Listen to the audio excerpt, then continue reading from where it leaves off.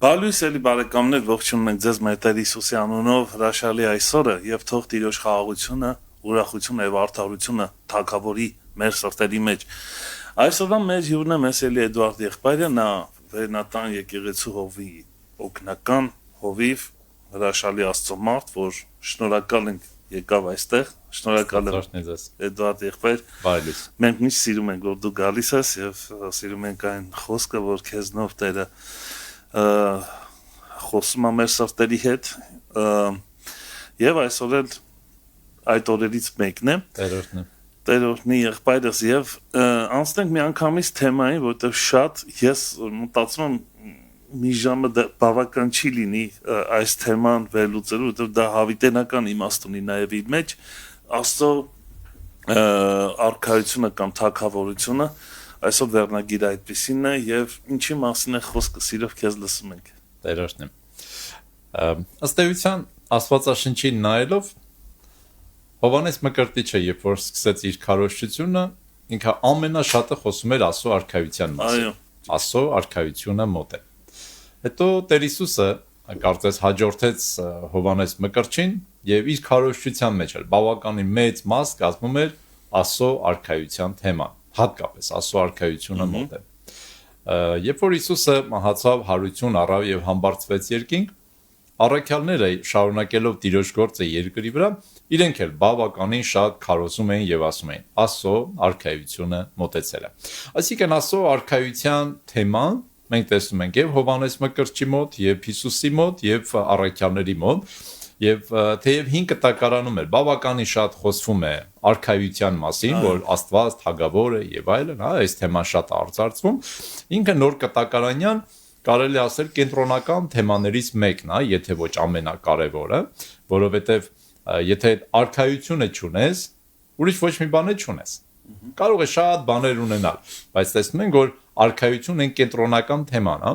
եւ արքայությունը ոչ թե միայն այն իմաստով, որ Հիսուսը մի օր կվերադառնա եւ Աստծո արքայությունը կհաստատի, հա, երկրի վրա, որը բնականաբար բոլորիս է, եւ սպասումն է, եւ փափագն է, եւ աղոթքն է, այլ մինչեւ Տիրոջ գալուստը այստեղ արքայությունը ունենալու, հա, երկրի վրա մեր կյանքում, մեր իրականություն որպես, որովհետեւ երբ որ Հիսուսը վերադառնա եւ իր արքայությունը հաստատի, այստեղ անելու շատ բան չունենք։ Ուղղակի պետք է ընդունենք։ Այսինքն միջև արքայությունը հաստատելը վարժված է դրա մեջ այդ իմաստով։ Այ մեր պատասխանատվությունը միջև Տիրոջ գալուստն է, որտեղ եթե Հիսուսը եկավ, մենք այնտեղ շատ բան չունենք անելու։ Ինքը ինքնաբերաբար կհաստատի այդ արքայությունը։ Կարիք չունենք որ գնանք բանվորություն անենք, շենք սարքենք, տուն սարքենք եւ այլն։ Այսինքն հիմա ինչ ենք անում։ Այս սրա մասին ավելի շատ կարևոր է, որովհետեւ գիտես ինչ եմ սա կարևորում, որովհետեւ շատ դեպքերում քրիստոնյաների մեջ այնպիսի տպավորություն է, որ պետքա յոլա գնան այս աշխարհում իձև, որ հետո դիմանանք, որ հետո արժանանանք Աստծո արքայությանը, բայց արի ուտես Աստծո արքայության մասին խոսվում է հիմայի, այսինքն գաղափարի մեջ, ոչ թե հետոյի։ Եթե մենք այդ նույնը նայենք Հիսուսի եւ փարիսեցիներ դպիրներ, հա, այդ հրեական այդ վերնախավի հետ իրենց հակաճառությունների մեջ կար այդ խնդիրը։ Իրենք սպասում էին Աստծո արքայությանը, որ գար ու իրենց ազատեր։ Բայց Հիսուս ասում էր հիմա։ Իրանք անդադ նայում էին հետո, ապագայում, ու իրենք շատ пассив դիրք էին գրավ այդտեղ։ Իրենք ոչինչ չունեին անելու, որովհետև իրենք արքայությունը նայում էին որպես ֆիզիկական երևույթ, ու քանի որ Հռոմի կայսրությունն էր, որը իրենցից շատ ավելի ուժեղ էր, իրենք իրենց пассив դիրք էին գրավել, որովհետև մենք ոչինչ չենք կարող անել։ Մենք ոչ չենք կարող զենք վերցնել, զորք հավաքել, գնալ Հռոմի կայսրությանը, չէ, ասենք հաղթել ու Աստծո արքայությունը կառուցել, այսինքն մոտավորապես Դավիթի թագավորության կամ Սողոմոնի թագավորության նման մի բան էին իրենք պատկերացնում դա։ Բայց Հիսուսը խոսում էր, որ դուք հիմա ունեք պատասխանատվություն, որպեսզի Աստծո արքայությունը ձեր մեջ կառուցվի, հիմա էստեղ։ Անկամ ասում են հիմա ձեր մեջ է։ Հա, այ հենց դրա մասին է խոսքը։ Այսինքն իրենք անդադ նայում էին հետո, Հիսուսն ասում էր հիմա։ Իրանք նայում էին դրսում, Հիսուս ասում էր ձեր մեջ։ Իրենք նայում էին դա որպես ինչ որ մի հատ օթի մեջ ինչ որ մի բան, Հիսուսը դա առարկայացրեց, ասեց ես։ Կներես թե մի հարց տամ։ Տես Հիսուս ասում է հիմա եւ ձեր մեջ, եւ փարիսեցիներին այդ ձեր մեջ ասելով ինչ նկատի ուներ, կարող է պատահի դա հենց այդ խոսքն էր, որ իրենք ունեին, բայց անտեսված էր։ Այ հենց դրա մասին են խոսալու այսօր։ Որտեղ է Աստծո արքայությունը։ Այսօր ուզում եմ երկու հիմնական հարց ուսումնասիրենք, ու գլոբալ իմաստով, իհարկե տարբեր բաների մասին խոսենք, բայց հիմնականում երկու հարց։ Ինչ է Աստծո արքայությունը եւ որտեղ է Աստծո արքայությունը։ Շատ կարևոր է։ Եվ այս երկու հիմնական հարցերը փորձենք այսօր ուսումնասիրենք։ Իհարկե ինչքան որ կհասցնենք։ Սկսենք այդից։ Պաստորեն մենք տեսանք, որ ինքը շատ կարևոր մի հատ թեմա է, առանցքային թեմա է Աստվածաշնչում, եթե չասենք ամենակարևորը, որտեղ եթե արքայությունը կա, ամեն բան է կա, եթե արքայությունը չկա, ոչ մի բան չկա։ Ֆորմալ բնույթ է կրում ամեն ինչ։ Դրա համար գանք այս հարցին առաջինը։ Ինչ է Աստծո արքայությունը։ Օրինակ դու ոնց կբնութագրեի։ Աբրահամ։ Ես գիտեմ, որ դու ճիշտ ես ասելու։ Սխալ պատասխան գրեթե չկա սրան։ Ինչու՞, որովհետև բոլորս դրա մեջ ենք ապրում։ Աստծո արքայությունը, ասենք այս տունը ի՞նչ է։ Դե դու ապրում ես դրա մեջ, նկարագրում ես, բայց քո տեսակետից։ Տենց։ Ես կասեմ, որ դա եթե արքայություն ուրեմն ունի իր մոդելը, իր լեզվամտածողությունը, իր մշակույթը, որի մեջ մենք պետքա ինտեգրվենք։ Դա ըստ Պողոսի, որ մեկնաբանում է ինչ է Աստծո արքայությունը, երեք բառով՝ ուրախություն, խաղաղություն եւ արդարություն։ Այսինքն սա մոդել է, որը շատ տարբեր է աշխարհիկ թագավորությունից։ Շատ ճիշտ է, այսինքն ինքը ունի իր կարգերը։ Այո, միանշանակ։ Ես Աստծո արքայությունն այսպես եմ ձևակերպում։ Հիմա մեր լսողներն էլ ու կնդիրները, ամեն մեկը յուրովի կարա մեկնաբանի, եթե իրենք հոգևոր մարդիկ են, հա, բնականաբար ապրում են այդ արքայությունը եւ ասեմ, ոնց որ տունը ինչ է։ ամեն մեկը տարբեր ձևով կմեկնաբանը։ Մեկը կասի էտի պատերով, առաստաղով, չգիտեմ, հատակով մի հատ ինչ որ մի հատ շինություն է։ Մեկը կասի դա այն մթնոլորտն է, որտեղ որ մենք ապրում ենք։ Մեկը կասի դա իմ ընտանիքն։ Ամեն մեկը տարբեր ձևով կբնութագրի, բայց բոլորն է ճիշտ է։ Որտեղ մենք ապրում ենք դրա մեջ։ Հիմա եթե մարդը հոգևոր է, ինքը ապրում է արքայությունում։ Տեսակետներն են տարբեր, բայց մոտեցումը վերջնական ճիշտ նույնն է։ Իմ համար Աստծո արքայությունը սա է։ Դա այն վայրն է, ոչ թե ֆիզիկական, այլ այն վայրն է, այն ասպարեզն է, այն մթնոլորտն է, որտեղ թագավորում է Աստված։ Այո։ Որտեղ բառը հենց հուշում է։ Այո։ Թագավորություն, այսինքն ինչ որ մեկը թագավոր է։ Մի քիչ մեր համար դժվար է Աստծո թագավորության մասին գաղափարը այսօր շատ լավ պատկերացնել ֆիզիկական իմաստով, որովհետև մենք գրեթե չունենք այլ թագավորություններ։ Նրանք էլ որ կան, ասենք Շվեդիայի թագավորություն, Բելգիայի թագավորություն կամ ստեղ ընդեղ, ասենք հիմնականում ձևական են։ Եվ մենք չենք տեսնում թագավոր։ Այսինքն ի՞նչ է թագավոր։ Թագավորը դա միապետն է։ Այդ միահեծան իշխանությունը, որ մի հոգի որոշում ամեն բան, մենք դա մեծամասամբ չենք տեսնում։ Մեր ավելի շատ ժողովրդավարություն կամ դեմոկրատիա ասած, հա, գաղափարն է կարծես թե ավելի ընդունված այդ մոդելը, երբ որ որոշում է մեծամասնությունը, որոշում են ընտրյալները, ասենք, հա, որպես падգամավորներ եւ այլն եւ այլն։ Եվ չկա այդ sense մի իշխանությունը, որ մի հոգի որոշում է բոլոր հարցերը, ասում են այո։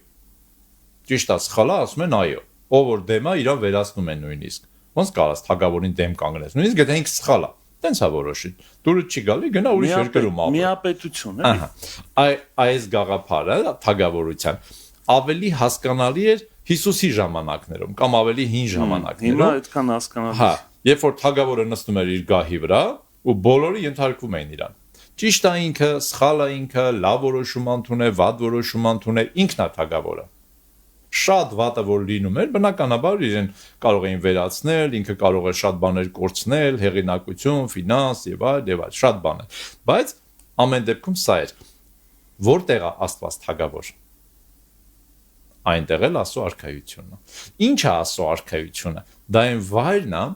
որտեղ որ Աստված թագավորում է։ Այսի էր Հիսուսը ուզում փոխանցել մարդկանց, բայց որոշները հասկանում էին, բայց մեծամասնությունը այդպես էլ չէր հասկանում։ Տես թագավորությունները ունեցել են յուրաքանչյուր թագավորություն ունեցել է իր ստանդարտները, իր, այսպես ասած, մշակույթը յուրահատուկ եւ մենք գիտենք նաեւ հայկական, այսպես ասած, մշակույթի մեջ այսպիսի խոսք կար թագավորական, այսինչ թագավորի տունը։ Դա նշանակում է, որ իր թագավորության սահմաններից ներս տուն էր, թագավորական տուն էր, որտեղ կար իր յուրովի օրենքները, այսինքն հորպես էր, չէ՞։ Նա էլ հորպես էր, չէ՞, այդպես է հայկական։ Այո, պետք է այդպես լիներ, թագավորակ իմ տունը, չէ՞, տերը այդպիսի արտահայտություն էլ կա, չէ՞, իմ տունը, այդ իմաստով Դավթի տունը։ Դավթի տուն, այսինքն դա ընտանիքի պես նաև ինչ որ ֆորմատ էր, որտեղ կար իր, այսպես ասած, արժե համակարգը։ Այսինքն, երբ որ մենք ասում ենք Աստված թագավոր է եւ ամեն միապետ, նաև պետքա հասկանանք, որ պետքա ուսումնասիրենք դեռ, հասկանանք ինչ բարքեր կա, ինչ սիստեմ կա այդ թագավորության մեջ։ Շատ ճիշտ է։ Այ հենց դա է։ Թագավորություն ունի իր սահմանները։ Անսահման թագավորություն երբեք չի եղել, այսօր էլ չկա։ Նույնիսկ Աստծո թագավորությունը, որպես այդպեսին, հա, քանի դեռ երկրի վրա են, ինքը ունի սահմաններ։ Եվ բայց այդ սահմանները սովորական թագավորների սահմանների նման չեն։ Այսի ուրիշ ձևի սահմանները։ Իրանք ավելի շուտ ոչ թե սահմանափակվում են որոշակի տարածությամբ, այլ սահմանափակվում են անձերով։ Դու ունես Աստծո թագավորությունը քո մեջ։ Ես ունեմ Աստծո թագավորությունը իմ մեջ։ Դու նրա այս մարդը ունի Աստծո թագավորությունը իմ մեջ։ Նույնիսկ եթե ես Աստծո թագավորություն ունեմ իմ մեջ, դա չի նշանակում, որ այս տանը Աստծո թագավորությունն է։ Դա նշանակում է, որ իմ մեջ է Աստծո թագավորությունը, բայց իմ կնոջ մեջ կամ իմ զավակի մեջ կամ իմ, ասենք, չգիտեմ, հոր մեջ, հա, ընտանիքի հենց անդամի մեջ կարա չլինի։ Այսինքն ինքը ոչ թե ֆիզիկական վայր է, ինչպես որ նախկին թագավորություններն են կամ ներկա թեկուս, հա, որոշակի վայրերում, այլ ինքը արդեն անձերով է բնորոշվում։ Եվ եթե sense նայենք թագավորությունը, կստացվի sense եթե լույսի նման վերցնենք, sense կետեր են իրանք ավելի շատ։ Ոչ թե տարածական sense ինչ որ մի բան է, որ կարանք սահմանագից գծենք, այլ կետերով է ինքը։ Այնինքը Աստծո թագավորության մասնիկ է, ինքն էր, բայց սա չէ, այս մարդը չէ, այս մյուսը չէ։ Եվ կախված նրանից, թե այդ նույն ֆիզիկական տարածքում քանի մարդ կա, որոնք ունեն Աստծո թագավորությունը, այ Աստծո իշխանությունը այդ չափով կարա տեղ տարածվի կամ չտարածվի։ Կախված նրանից, թե դու ինչքանով ես պատրաստ այդ Աստծո արքայությունը քո կյանք ընդունելու, այդքան լավ ձևով այդ արքայությունը կարա տարածվի կամ չտարածվի։ Եվ Սուրբիկ ասում է, դուք աղի պես եք, դուք լույսի պես եք, որ այդ արքայությունը ձեր մեջ ձեր ներսից տարածվում է ձեր շրջապատում։ Այսինքն ո՞նց թագավորի Աստված երկրի վրա։ Մեր միջոցով։ Մի հարց բարձրացնեմ, իջև շարունակես։ Փաստորեն ի՞նչ է կատարում։ Աստծո ծրագիրը չի, որ դու մեղք չգործես, որպեսզի երկինք գնաս։ Աստծո ծրագիրը է, որ քո մեջ կառուցի Աստծո թագավորություն։ Այո, դա առաջնայինն է։ Նայ 6:33 Մատթեոս ավետարան, բայց առաջ խնդրեք Աստծո թագավորությունը եւ նրա արդարությունը, եւ մնացած բոլոր բաները ձեզ կտրվեն։ Իհարկե, համատեքստի մեջ խոսքը վերաբերում է նյութական բաների համար աղոթքին, մենք համատեքստը պետքա ճիշտ ասենք, բայց միևնույն ժամանակ ինքը կարա գլոբալ հասկացություն լինի, որը Հիսուսը ուղղակի ներկայացնում է։ Աստծո արքայությունը խնդրեք, այսինքն ոչ թե որ այդ արքայությունը, որ հիմա երկնքում է գա երկրի վրա եւ այլ, դա էլ է ճիշտ, բայց փնտրի, խնդրել բառը իրականում պետքա նաեւ հասկանալ որպես փնտրել, այո։ Այսինքն երբ որ դու փնտրում ես, փափագում ես, ուզում ես, որ Աստված քո կյանքի մեջ թագավորի, մնացած բոլոր բաները Աստծո հետ գալիս է քո կյանքի մեջ։ Սենց ավելի ճիշտ է իրան հասկանալ։ Նույն խոսքը հայրմերի մեջ է, գա քո թագավորությունը։ Դրան հələ չենք անցել, բայց այո, այ հենց դրա մասին է խոսքը։ Ինչ է Աստծո արքայությունը։ Ինձ համար է դա։ Շատ ճիշտ է։ Լավ, որ ասեցիր, կարդանք, հա։ Որն է դա։ Ուրեմն։ Միդոպե։ Մատթեոս 6:10։ Քո թագավորությունը գա։ Ինչա դա նշանակում։ Քո կամքը լինի, ինչպես երկնքում է, նույնպես երկրի վրա։ Եվ եթե մեր համատեքստում այսօր նայենք, այսինքն ինչպես որ Աստված երկնքում է թագավոր, այդպես ինքը երկրի վրա, առաջին հերթին իմ կյանքում, քո կյանքում, ինքը լինի թագավոր։ Ստացվում է Աստծո արքայությունը հիմա եկել է, թե նոր պետք է գա։ Եկել է։ Եվ նաև պետքա գա։ Այսինքն երբ որ Հիսուսը երկրորդ անգամ վերադառնա, ինքը կգա եւ արքայությունը կհաստատի, չէ՞, ասենք ասենք ֆիզիկական, տեսանելի, ամբողջական իմաստով։ Նույնիսկ նրանք որ թշնամի են, հակառակ են, նրանց էլ կվերացնի, ամեն բան ինչ որ հակառակ է, չէ, կվերացնի, ինչպես որ թագավորը սովորական կաներ։ Եվ կհաստատի իր օրենքները արդեն ոնց որ ասես մի քիչ sense կոպիտ ասենք, ստիպողական, հարկադրական։ Իսկ հիմա Աստծո արքայությունը գալիս է կամավոր։ Հետո ինքը կգա արդեն ստիպողական, հարկադրաբար։ Նրանք ովքեր կընդունեն այդ արքայությունը, նրանք ուրախ կլինեն, որ այդ արքայությունը եկավ, նրանք ովքեր որ այդ արքայությունը կմերժեն, նրանք ստիպված կլինեն դուրս գան, վերանան այդ արքայությունից։ Ես կարծեմ նրանք արդեն մերժած են, եթե անգամ ինքը չի եկել։ Հա, բայց արդեն արքայությունը իրանց կմերժի վերջնական։ Նա Հիսուս ցես մի հատ օրինակ է բերում, ասում է դա նման է մի ազնվական մարդու, որ գնում էր թագավորություն վերցներ։ Ասում է երբ որ ինքը գնաց, քաղաքի ժողովուրդը հավաքվեցին, ասեցին չենք ուզում, որ ինքը մեր վրա թագավոր լինի։ Իրենք ժամանակ ունեին ընդունելու կամ մերժելու, բայց երբ որ ինքը թագավորությունը ստացած վերադարձավ, ասում է բոլորին վերացրեց իր թշնամիներին, կանչեց իր ծառաներին եւ նրանց իշխանություն տվեց։ Սա շատ իհարկե տհաճ է հնչում անհավատ մարդու ականջներին, հա, ովքեր որ մերժում են արքայությունը, բնականաբար այսօր կամավոր է, չէ՞։ Կուզես կընդունես, կուզես չես ընդունի։ Եվ մարդու համար, ովքեր որ մերժում են այս արքայությունը, իրանց համար ցավալի է այս քարոզչությունը։ Իրենք շատ ծանր եւ տհաճ են ընդունում էսի։ Իրանք կուզենան, որ դա միշտ էլ մնա կամավոր։ Չեմ ուզում, չեմ ընդունում, ախպեր։ Չեմ ընդունում Եզեր Հիսուսին։ Չեք ուզում ինձանից։ Հա, դու կարող ես որոշես իրան չընդունես,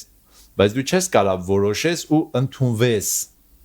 Եթե դու մերժում ես իրեն, չէ՞, դու էլ մերժվում ես իրենից։ Եվ քանի որ լինելու է միայն իր արքայությունը, դու արդեն դուրս ես հայտնվում այդ արքայությունից եւ դրա անունը դժոխք է կամ կարակել լիճ։ Այսինքն չկա ուրիշ երրորդ տեղ։ Ինքնա ոչնչացման պես մի բան է։ Եթե վերցնենք ֆիզիկական թագավորությունը, եթե դու թագավորի հետ խնդիր ունես, չես ընդունում այդ թագավորին որպես քո թագավոր։ Ինչ կարա լինի քեզ հետ։ Կամ այդ թագավորը կարա քեզ բանտը գցի, կամ վերացնի, չէ, գլխատի եւ այլն, կամ էլ դու կարող ես այդ սահմաններից դուրս գաս։ Գնաս կողքի թագավորություն։ Հնարավոր է։ Այո։ Ֆիզիկական կյանքում դա հնարավոր է, բայց հոգեվոր կյանքի մեջ, քանի որ անսահման արդեն ամբողջ իր թագավորությունն է լինելով, չկա ուրիշ թագավորություն, այսինքն միակ տեղը մնում է դժոխքը։ Այսինքն ցանկացած մարդ, ով որ այսօր մերժում է Քրիստոսի կամ Աստծո թագավորությունը, կգա օրը եւ այդ թագավորությունից ինքն է կմերժվի։ Եվ քանի որ ամբողջ թագավորությունը լինելու է Աստծունը, ինքն է լինելու թագավոր, ինքնաբերաբար մարդը հայտնվում է դժոխքում կամ կարակել լճում։ Դրա համար մարդը այսօր պետք է որոշում ընդունի կամ փնտրի Աստծո արքայությունը եւ բոլոր մնացած օրհնություններն ու բարիքները, հավիտենական կյանքը, սերը, ուրախությունը, խաղաղությունը եւ այլ, բոլորը քեզ ավելիով կտրվի։ Ամեն։ Նաեւ օրհնությունը մեղք չգործելը։ Եթե փնտրես Աստծո արքայությունը, մնացած բաները քեզ կտրվի մեջ, մտնում է նաեւ մեղք չգործելը, որտեղ բնույթ է դա փոխվում։ Նայ, մենք ինչ ասեցինք, մի քիչ առաջ դու հիշացրեցի, չէ՞, 6-10-ը։ Թող քո կամքը լինի ինչպես երկնքում, այնպես երկրի վրա։ Եթե իրոք Աստված թագավորում է իմ կյանքում, բայց ու դա շարունակական process է։ Դա իրականում շարունակական մի հատ գործընթաց է։ Սկսվում է այն օրը, երբ որ դու ընդունում ես Հիսուսին որպես Տեր եւ Փրկիչ, բայց դա վերջը չի։ Դա վերջն է Սատանայի թագավորության քո կյանքում, մեղքի թագավորության, բայց սկիզբն է Աստծո թագավորության, ու ինքը ամեն օր ավելի ու ավելի քեզ համար հասկացված, ճանաչված, հայտնված է լինում, ու դու ավելի ու ավելի իր գահը բարձրացնում ես քո կյանքում։ Կախված նրանից ինչքան է ինքը թագավորում քո կյանքում, այդքան իր կամքը լինում է իմ եւ քո կյանքում։ Այսինքն քո կյանքը սկսում է վերածվել Աստծո կամքի։ Իսկ դե բնականաբար մեղքը աստիճանաբար իր տեղը զիջում է եւ դու ամեն օր ավելի հաղթական կյանք ես ապրում։ Դա համար Աստծո արքայությունը դառնում է սկզբունքային, առանցքային, կենտրոնական թեմա։ Անպայման եւ կարեւոր, դա շատ կարեւոր է։ Արդյոք Տերը թագավորում է քո կյանքում։ Այս է ամբողջ խնդիրը, որ Աստվածաշունչը ուզում է այդ հարցը տա քեզ։ Ինչու՞։ Որովհետեւ եթե Աստված է քո թագավորը, ուրեմն դու իր հպատակն ես։ Եթե դու Աստծուն ընդունում ես, Հիսուսին ընդունում ես որպես քո թագավոր, լիարժեք, դու հայտնվում ես իր տարածքում։ Գիտես շատ երկրներում հիմա, ասենք օրինակ Ամերիկա կամ Եվրոպա, երբ որ մեկ ուզում է այնտեղ բնակվի, ժամանակ է պետք, նա դասի է գնում, նա սովորում է պատմությունը, այդ երկրի մշակույթը, եւ ինքը պետքա քննություն տա, որ պետությունը հասկանես մարդը ուսումնասիրել է իր պատմությունը, որ ուզում է բնակվի, թե չէ, եւ լրիվ պատմությունը, լեզու, մշակույթը, ամեն բան պետք է ինքը իմանա, եւ եթե չիմանա, իրան չեն ընդունի այդ երկրի մեջ որպես բնակիչ։ Առավել եւս հոգեվոր իրականության մեջ։ Շատ ճիշտ է։ Հիմա բերել է հարցին ուրիշ կողմից նայ։ Օրինակ, եթե մի երկիր դեսպան ուղարկե մի հատ ուրիշ երկիր։ Այդ դեսպանը հիմա որտեղի քաղաքացի է։ Իհարկե, բնականաբար, որտեղից որ ուղարկվել է։ Այն երկրի որտեղից որ իրան ուղարկել են, թե այն երկրի որտեղ որ ինքը հիմա բնակվում է փաստացի։ Միգուցե 1 տարի, 2 տարի, նա ինչքան ժամանակով են իրան ուղարկել։ Չէ՞ սենց հարց առաջանում։ Ստացվում է ոնց որ երկուսն էլ։ Մի կողմից ինքը այս երկրի ներկայացուցիչն է ու քաղաքացին, եւ փաստորեն գտնվում է այդ երկրի պաշտպանության տակ եւ շահերը պետքա պաշտպանի։ Այո, միևնույն ժամանակ փաստացի ինքը գտնվում է նաեւ այդ երկրում եւ ինքը ունի բնակության վայր, կան օրենքներ, որոնց ինքը պետքա ենթարկվի, չի կարա չի ենթարկվի։ Ստացվում է ոնց որ երկակի ինչ որ բան է ստացվում։ Եվ շատ նման է մեր այսօրվա իրականությանը։ Մի կողմից մենք այստեղ ենք երկրի վրա ենք բնակվում, որևէ պետության մեջ կամ ազգի ներկայացուցիչ ենք եւ պետք է ունենանք մեր մշակույթը, ազգը, չէ, լեզուն, վերջապես օրենքներ, կանոններ եւ այլն։ Միևնույն ժամանակ մենք գտնվում ենք երկնային արխայության պաշտպանության ներքո եւ ներկայացնում ենք երկնային արխայության մշակույթը։ Մեկ տենում ես, չէ՞, ասենք դեսպանատունը կազմակերպում է իր երկրի մշակույթի օրեր։ Օրինակ, Ֆրանսիայի դեսպանատունը կազմակերպել է Ֆրանսիայի մշակույթի օրեր։ Ֆիլմ, չգիտեմ, լեզու կամ ինչ որ տենց նկարչություն եւ այլ, հա։ Ցուցահանդես ինչ է ինքը անում։ Ինքը իր երկրի մշակույթն է գովազդում, ներկայացնում, պարզաբանում եւ այլ։ Այ մոտավորապես, իհարկե հոգևոր իմաստով, մենք, քանի որ երկնքի արխայության մեջ ենք եւ արխայությունն է մեր մեջ, մենք ներկայացնում ենք այդ արխայության, այսպես ասենք, մշակույթը, լեզվա մտածողությունը, կարգերը, բարքերը եւ մարդկանց ներկայացնում ենք մեր արխային եւ ասում ենք դուք էլ կարող եք դառնալ այդ արխայության մի մասը։ Ամեն։ Մենք դառնում ենք այդ երկնքի արխայության ներկայացուցչությունը երկրի վրա։ Ինչքան գեղեցիկ է։ Շատ։ Սա իրական կյանքն է քրիստոնեական, որ պետքա մարդ ապրի ունենա իր մեջ։ Այո։ Իսկ հələ պատկերացրա Աբրահամ ախպերես, որ այդ դեսպանը գնա սկսի օրինակ բիզնեսով զբաղվել։ Օրինակ ամուսնանա։ Իր շահերը հետապնդի։ Օրինակ ամուսնանա մի հատ տեղացի ազնվորության հետ։ Բնականաբար երեխաներ ունենա, որոնք կգնան այդ տեղական դպրոցը, կսովորեն այդ տեղական լեզուն, տենց զուտ ֆիզիկական եմ ասում։ Ուրիշ մշակույթ։ Ու ինքը սկսում է այդ կյանքով ապրել։ Ասենք որպես դեսպան, ինքը արդեն կայացած չի, կորցրեց արդեն իր նշանակությունը։ Ինքը դարձել է տեղի մի հատ քաղաքացի։ Ընտեից ասենք զանգում են, ասում են, ես ինչ հարցով հետաքրքրվի, զբաղվի, գնա դիմավորի, քեզ կանչում են եւ ասում եմ, հիմա ոնց որ զբաղված եմ, հարցեր կա էլի, պիտի կարգավորեմ, հետո կզբաղվեմ այդ հարցով։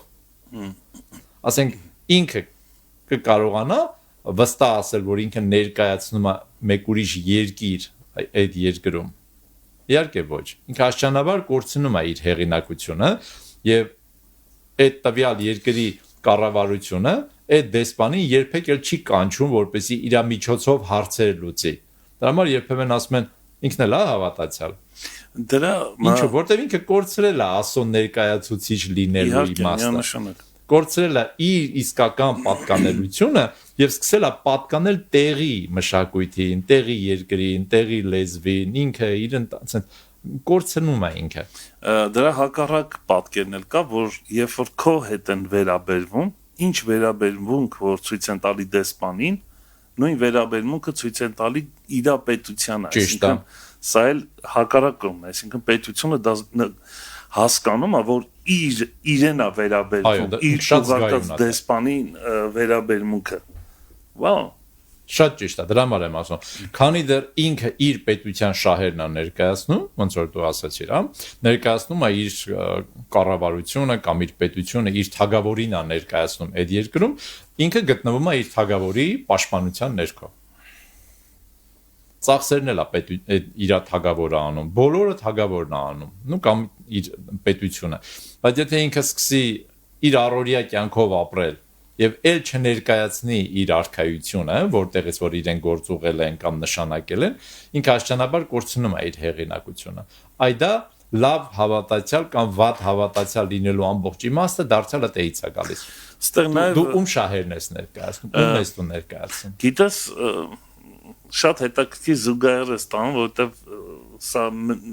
դու սա բանում է իրականությունը հոգևոր ում են ուղարկում որպես դեսպան։ Ամեն մարդու չեն կարող փողոցից բռնեն, ասեմ գնա դեսպան ինքը շատ խոր ուսումնասիրած մեկն է, որ յուրաքանչյուր մանրակրկիտ, այսինքն դետալներ ուսումնասիրել է իր պետության շահերի համար եւ մի խոսքով ուղարկում են նրան, ով որ վստահված անձ է։ Այսա շատ կարևոր է։ Նաև պատրաստված որոշակի, չէ՞։ Պատրաստված եւ վստահված, նա ամեն բան չի կարող խոսալ իր գաղափարներից ոչ մի բան չի կարող ասել, որովհետև ամեն բառի վրա կարող է չէ պրետենզիա լինի, sense ասած, ռուսերեն բառով։ Այսինքն ինքը ինչ որ խոսում է հավասարակշռված է, համաձայնված է, ներդաշնակված է իր պետության հետ։ Ճիշտ է։ Իրոք շատ կարևոր է։ Այդ նույն դեսպանը ժամանակ առ ժամանակ կարիք ունի ուղղակի կապ ունենալու։ Միանշանակ։ Ասենք, հա, արքա դնենք անունը, չդնենք պրեզիդենտ կամ վարչապետ, մենք փորձենք մի քիչ ավելի հոգևորին մոտիկ, հա։ Համարենք ինչ որ մի թագավորություն է իրան ուղարկե, հա, այս ինչ թագավորություն է։ Ինքի թագավորի հետ մի կապ ունենա։ Երբեմն երբ որ խնդիրներ առաջանում, չէ, իրան հետ են կանչում, սկսում են խորհրդակցություններ եւ հետո իրան ոնց որ ցուցումներ, ինստրուկտաժ են անում ու ուղարկում են նորից հետ, որ ինքը գնա։ Այսինքն ինքը իրավունք չունի ասել իմ կարծիքով էսի սենց է, ես մտածում եմ էսի սենց է։ Այ մարդ քո կարծիքն ու մտածմունքը ոչ մեկի չի հետաքրքրում։ Մարդկանց հետաքրքրում է քո երկրի, քո թագավորի կարծիքը, ինքը ինչ է ասում։ Թագավորը դու ես ինքն։ Այո։ Հիմա դրա համար դեսպանը պետքա այս գիրքը շատ լավ ուսումնասիրի, որ իմանա իր թագավորի կարծիքը կամ միտքը կամ կամքը, ինչ է, եթե ոչ չես ուսումնասիրում։ Եվ ինքը պետք է իր թագավորի հետ անընդհատ կապի մեջ լինի, որ կարողանա ասի իմ թագավորը սենց է ասում։ Որովհետև այո, դու շատ ճիշտ նկատեցիր, մեծ պատասխանատվություն կա։ Մարդը մի հատ հարց է տալիս, ասում է, «Այս հարցը ճիշտ է, թե սխալ, մեղք կա, թե մեղք չի»։ Եվ դու չես կարող ասես, դե երևի ինձ թվում է կարող է պատահի, դե ամեն դեպքում ընթացքում կերևա, դու պիտի պատասխան տաս այդ մարդուն։ Եվ դու որպես հոգևոր մարդ քո հարևանին, բարեկամին կամ անծանոթին, որին հանդիպել ես եւ ինքը քեզ որպես հոգևոր մարդ հարց է տալիս, ինքը չի ուզում իմանա որպես մարդ քո կարծիքը, քաղաքացի, ինքը ուզում է իմանա քո կարծիքը որպես հոգևոր մարդ, Աստծո ուղարկված։ Այո, եւ դու քո Աստծո հետ կապի եւ Աստվածաշնչի միջոցով, հա, Սուրբ Հոգու հետ կապի միջոցով դու Աստծուց պատասխան ես վերցրել։ Կամ ունես, կամ նոր պիտի ունենաս։ Կարաս ասես, սենց է գրված գրքի մեջ։ Չունես, ասա մի րոպե, գնամ թագավորից շատ ճիշտ է։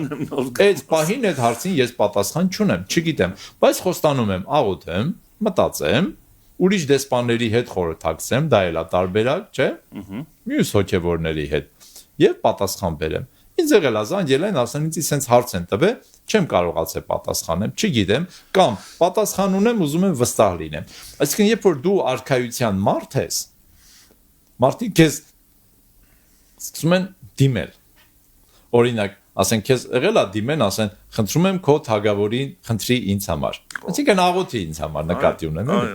Ինչու՞, որտեվ դու քո թագավորի հետ բնականաբար մոտիկ ես։ Մարդիկ իրանցից անկախ ճիշտ ասում են, որ իրենք հավատացյալ են, քրիստոնյա են, հավատում են, ընդունում են եւ այլ, բայց միևնույն ժամանակ հասկանում են, որ այդ թագավորի հետ իրենք այդքան լավ կապերի մեջ չեն։ Ոնց որ ենթագիտակցաբար զգում են։ Զգում են, որ դու մոտիկ ես։ Ասում են մի հատ քո թագավորին խնդրես այս հարցի համար։ Ասում ես սիրո, արի արետ աղոթենք, չէ՞։ Ասում է ես աղոթել չգիտեմ։ Որտեւ քո թագավորի հետ կապ չունի։ Բայց դու ունես։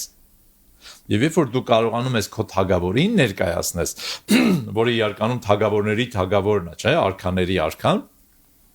դու ներկայանում ես որպես այդ արքայության ներկայացուցիչը։ Եվ ուզես թե չուզես, որոշ բաներ դու անում ես կամ չես անում, որպեսզի քո արքայությունը ճիշտ ներկայացնես։ Անպայման։ Դա հենց այդ ուսումնասիրության, նվիրվածության, աստվածաճանաչողության արդյունքում է ձևավորվում մարդու մեջ այդ թագավորության համակարգը։ Ես եթե թույլ տաս, արի սենց խոսանք համակարգ բառի մասին։ Ոչ թե որ դու միշտ պետքա, այո, մենք միշտ կարիք ունենք դիմելու եւ ճանաչելու Աստծուն, հասկանալու Աստծո մտադրությունները, բայց Աստծո խոսքը արդյոք չի կառուցում մեր մեջ այն երկնային համակարգը, որը սկսում է աշխատել մեր կյանքում։ Մեր, այսինքն լեզվամտածողության մեջ մեր մշակույթը փոխում է, մտավոր իրականությունն է փոխում, դարձնում է մտածելակերպ, այսինքն դու էլ ես դա նկատում, որ քո մեջ մի համակարգ կա, որ այս աշխարհից չի։ Այսինքն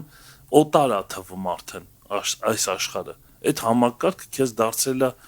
երկնային արքայության անդամ, ասենց ասած։ եւ կառուցում է այդ համակարգը քո մեջ հենց Աստծո խոսքը Սուրբ Հոգու միջոցով։ Դա հենց երկրորդ հարցն է։ Առաջինը սա է. ինչ է Աստծո արքայությունը։ Մենք մոտավորապես իրան ինչքան կարողացանք ձևակերպեցինք, թեկուզ ինքը ամբողջ կյանքի ընթացքում է։ Ասենք 15-20 րոպեում բացատրել ինչ է Աստծո արքայությունը չի ստացվի։ Հասկանալի է ամենայն դեպքում։ Կարծում եմ, հա, մեծամասնությունը, եթե հոգևոր մարդիկ են նայողները, իրենք ավելի կարծում եմ լավ հասկացան ինչ է Աստծո արքայությունը։ Հիմա երկրորդ հարցը. որտեղ է այդ արքայությունը։ Ղուկաս ավետարան 17-րդ գլուխ 20-21 խոսքերը։ Ու երբ փարիսեցիները իրեն հարցրեցին, այսինքն Հիսուսին, Իդեպ փարիսեցիները գիտակ էին խոսքի։ Հա, իհարկե, դե որ չգիտեին որտես կհարցնեն։ Իրենք էլ էին սպասում։ Բոլորը սպասում էին։ Ամեն մեկը իր տեսակետից։ Ու երբ փարիսեցիները իրեն հարցրեցին, թե Աստծո արքայությունը երբ պիտի գա, պատասխան տվեց նրանց եւ ասեց. Աստծո թագավորությունը երևացող բաներով չի գալիս։ Ու ոչ մի անգամ էլ չեն ասելու, թե ահա այստեղ է կամ ահա այնտեղ, որտեղ ահա Աստծո թագավորությունը ձեր ներսում է։ Որոշ կարելի է մեկնել նաև այսպես, որ պետք է լինի, այսինքն նպատակ է սա, որ ձեր ներսում լինի։ Որտեղ է Աստծո արքայությունը։ Ես այդ հարցին այսպես կպատասխանեի։ Աստծո արքայությունը այնտեղ է, որտեղ որ Աստված թագավոր է։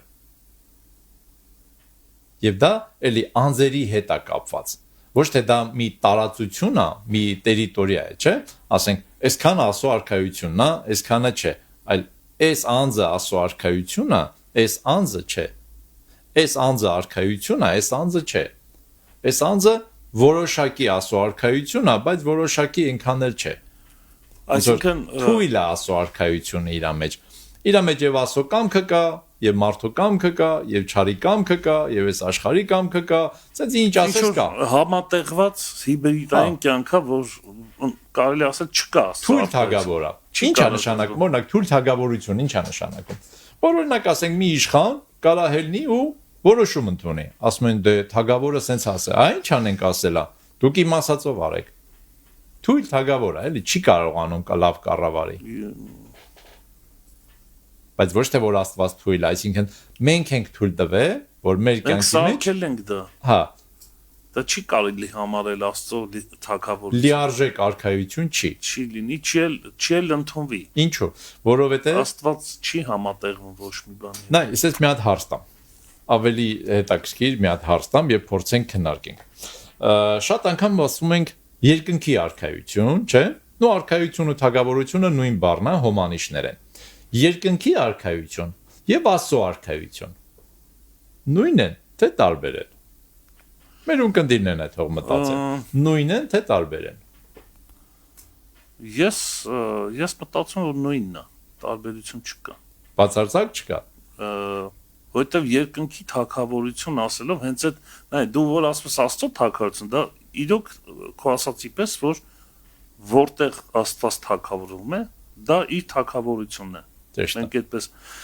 երկնքի թագավորություն երբ որ ասում ենք այդ համակարգի մասին է։ Եվ ես չեմ գտնում տարբերություն։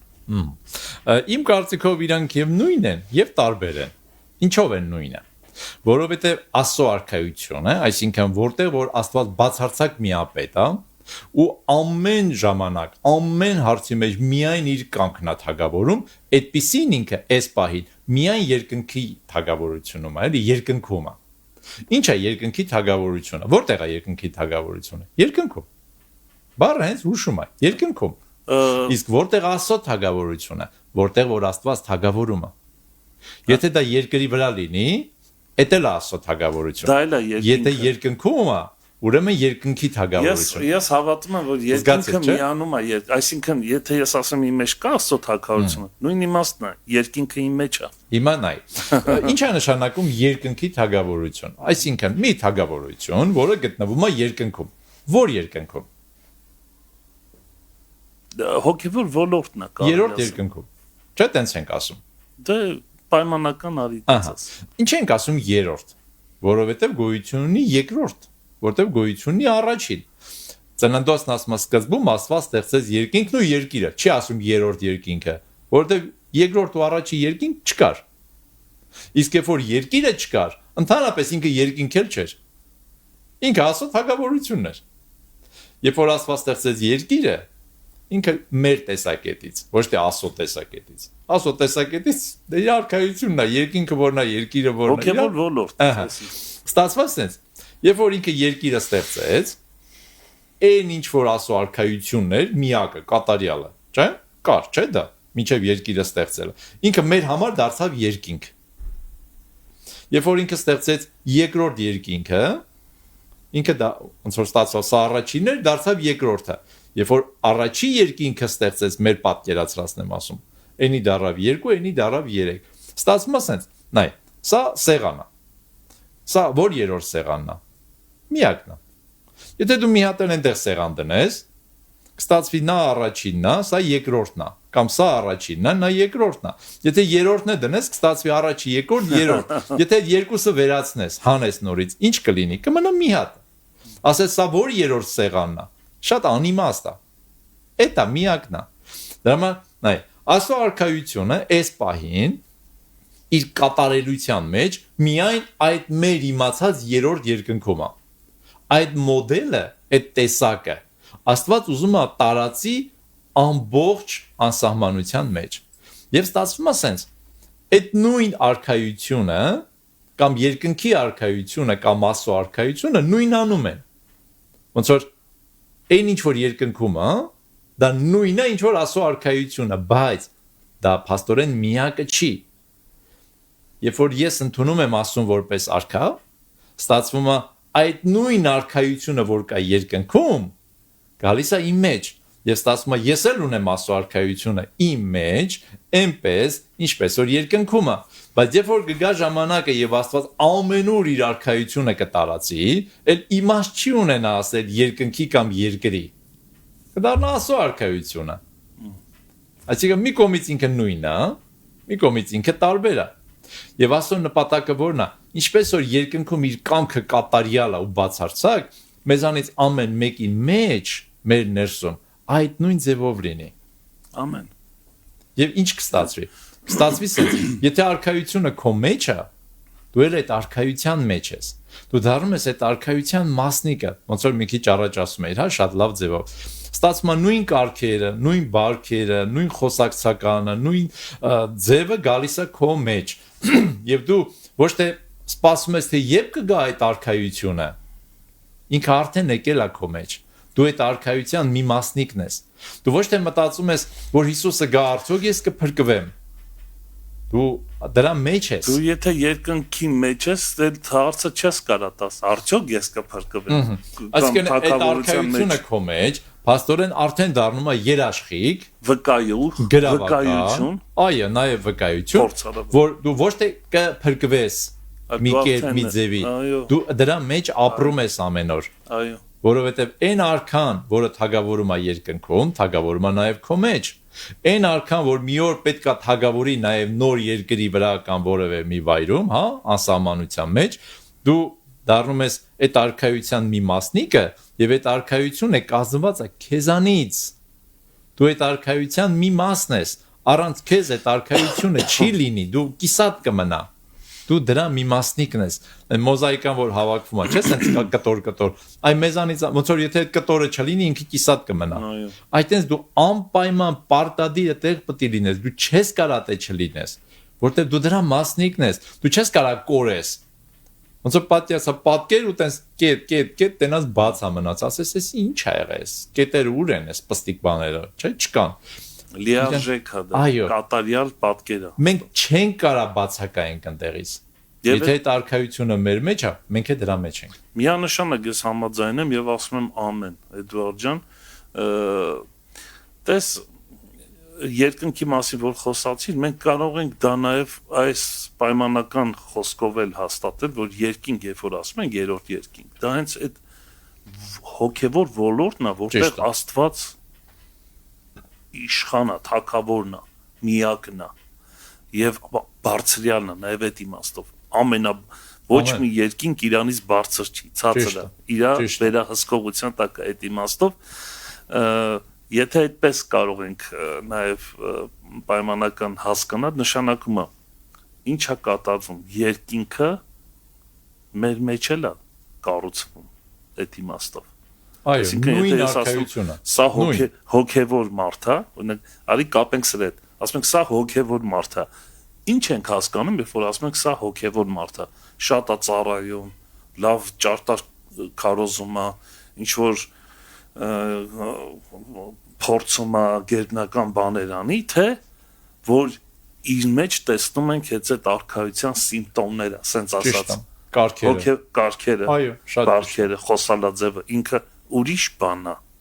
ուրիշ տեսակ է։ Ինչ կասես սրա մասին։ Այ հենց դա է։ Ինչքանով է քո կյանքի մեջ Աստծո օրենքները գործում, Աստծո կանոնները գործում, Աստծո խոսքը, Աստծո կամքը, Աստծո բնույթը, Աստծո բնավորությունը։ Ես խոսում եմ այն ինչ որ Աստված կուզենար որ ես խոսեմ։ Այ դա շատ լավ բան։ Ամենակատարյալը դա իհարկե Հիսուսի մեջ է, չէ՞։ Այո։ Ինքը լինելով կատարյալ անձնավորություն որպես մարդ, տես ինքը ասենք սխալ բաներ չէր կարա խոսար, ոչ, բայց ինքը ասում էր ես խոսում եմ միայն այն ինչ որ հայրն է ասում։ Այդ արքայության հպատակի կատարյալ օրինակը։ Թեկուզ հենց ինքը թագավորն էր,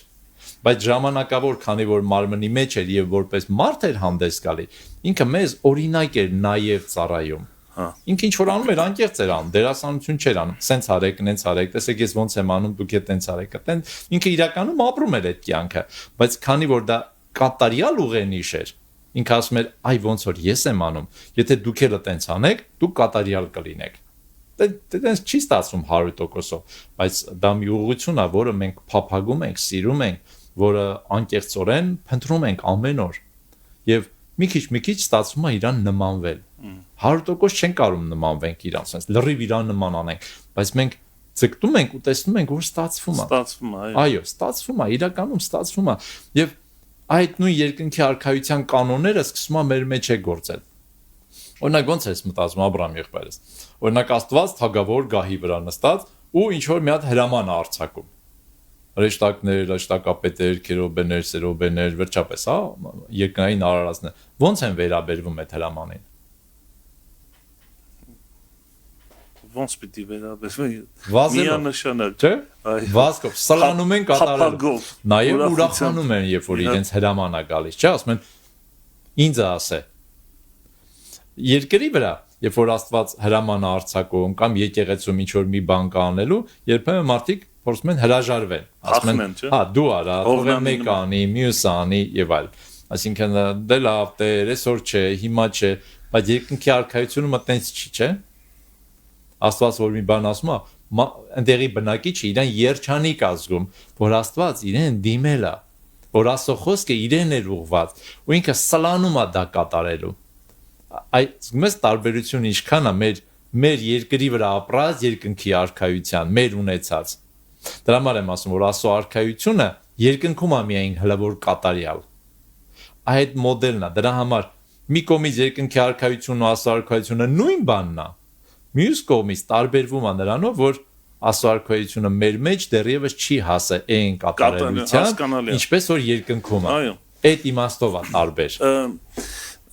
Ես վստահ եմ, որ այս համարը դու պատրաստել ես, որ կարդաս, բայց ես այս համարի շարունակությունը ուզում եմ, քանի որ խոսքը սրան եկավ, եթե թույլ տաս։ Իհարկե։ Հռոմեացիս 14-ի 17-ը Պողոս Առաքյալը խոսում է երկնային արքայության բնութագիրն է տալի, ուրեմն արդարություն, խաղաղություն եւ ուրախություն է, բայց շարունակությունը շատ հիանալի է, որովհետեւ նա որ սրանցում Քրիստոսին ծառայում է, Աստծուն հաճելի է մարդկանց գովելի։ Շատ ճիշտ է։ Այստեղ խոսում է ծառայության մասին։ Եվ ինչ ես կարծում։ Նայ, քանի որ խոսում ես երկնքի արքայությունը մեր մեջ, մենք պետք է նաև հասկանանք ինչ բան է ծառայություն։ Մենք անկեղծ ասած ծառայության մասին շատ սխալ պատկերացում ունենք։ Մեզ երբ որ ասում ենք ծառայենք, ասում ենք ինչ գործողություն անել իր համար, բայց այդտեղ ուրիշ բան ասում։ Ասում է ծառայությունը կոչվում է, ընկալում է երկինքը այն ծառայությունը, որը ուսումնասիրում է Աստծո արքայության այս 3 բաղադրիչ մասերը։ Նա ձևավորում է իր մեջ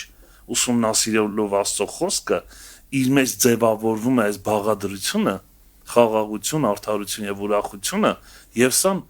ընդունվում է երկնքի կողմից որպես ծառայություն։ Զարմանալի է, չէ՞։ Այսինքն դրանք կարանք պաշտամունք ասենք ավելի շատ։ Հա, չերևացող ծառայություն։ Դու ոչ մի բան չես անում։ Մարդիկ զարմանում են, որ չես անում, բայց դու իրականում քո ներսը Սուրբ Հոգու միջոցով կառուցում ես երկնքի արքայությունը եւ դա ծառայություն է։ Տես օրինակ Մարթայի համար ինչ ասում։ Շատ լավ օրինակ է վառ։ Մարթան եւ Մարիամը։ Մարիամը նստած էր, ոչինչ չէր անում։ Իր տուն էր Հիսուսը։ Ասենք Հերվիստեյնայից ինչ նույն ինչ որ բնութագիր։ Էս ինչ վատ կին է այս Մարիամը։ Մարթային մենակ է թողել։ Լուտես հա էլի։ Լուտես Մարթան ոնց է ծառայում Տիրոջը։ Ինչ բանի չես բանի խրախուսանքի արժանի բաներ անում, բայց արի ուտես Հիսուսի պատասխանը զարմանալի է։ Չգիտեմ, թեմայի մեջ է թե չէ, բայց այ իհարկե։ Ինչ կասես սրա մասին։ Ես sense կասեմ։ Բեր բաժանենք ծառայությունը երկու մասի եւ sense բնութագրենք։ Ծառայել Աստծուն եւ ծառայել Աստծո համար։ Բայց բխում է ծառայել Աստծուն, ծառայելուց է բխում ծառայելը։ Այդ եմ ասում։ Ծառայել Աստծուն եւ ծառայել Աստծո համար։ Երկուսն էլ ճիշտ է, բայց ծառայել Աստծուն ավելի առաջնային իմաստ ունի, երբ որ դու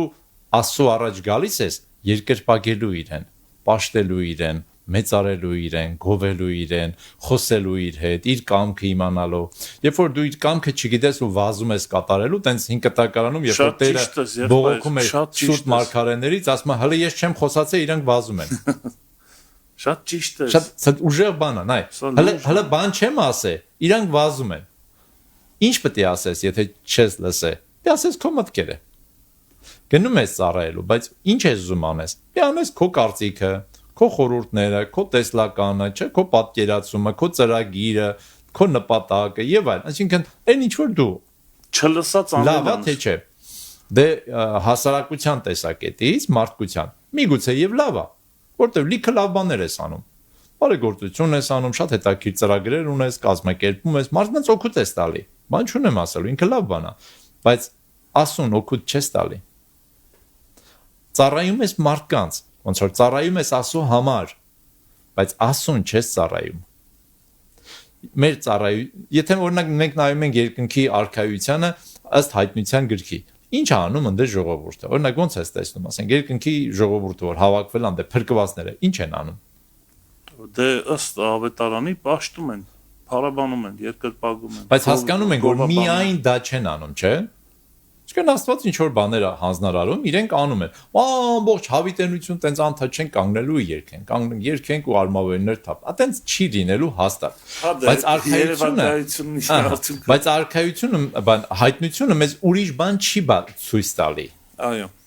Մենք տեսնում ենք, որ այնտեղ եւ երեցներն են խոսում Հովանեսի հետ, եւ հրեշտակներն են խոսում Հովանեսի հետ, այսինքն այտենց չի որ ամբողջ օրը միայն երկրպագում են, թագերը դնում են ոտքերը։ Պատկերացրած ձևով։ Հա, այսինքն ոնց որ նկարագրում է։